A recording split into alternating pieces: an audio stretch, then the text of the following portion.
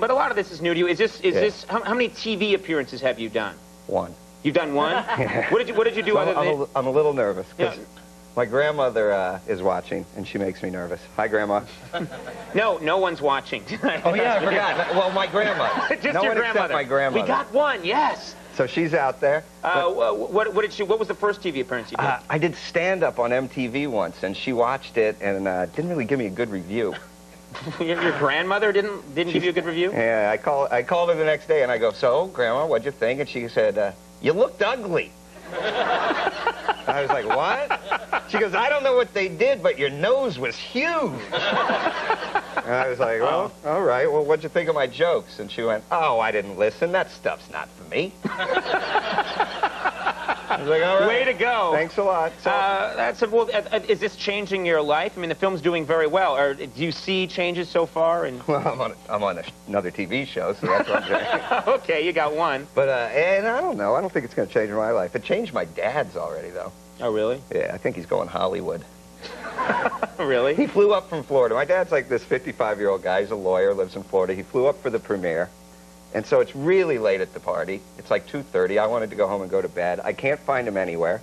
Finally, I find him on the dance floor with 2 glasses of champagne, wearing a top hat, dancing with Drew Barrymore.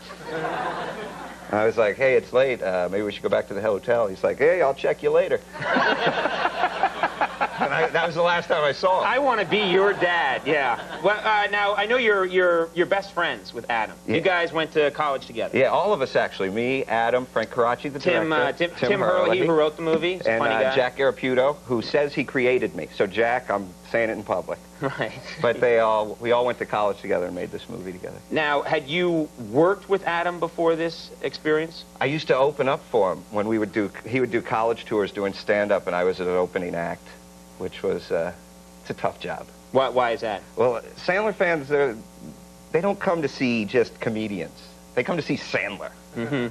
So there's just nothing in the world like standing in front of 6,000 people, and before you even say a word, they just all scream, "You suck!" They start a "You suck" chant. Yeah, the minute you walk on stage. The guy might as well have just said, "Ladies and gentlemen, a guy who's not Adam Sandler." That might have been the problem. Now, what kind of places were you touring? You were in colleges, but where? Where were you going? Oh, everywhere, everywhere. All out in the middle of the country. We would drive around, and we would stop at all these crazy truck stops and meet just insane people. Mm-hmm. I met this guy one night, about 2 in the morning at a truck stop. I was buying Fritos or something, and I just started talking to him. He had the whole cowboy hat, huge dinner plate belt buckle boot thing going on.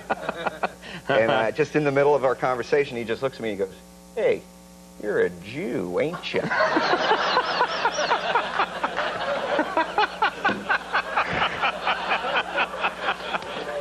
I got a little nervous. He meant it in a friendly way. Well, I got a little nervous. I got to apologize because that was me.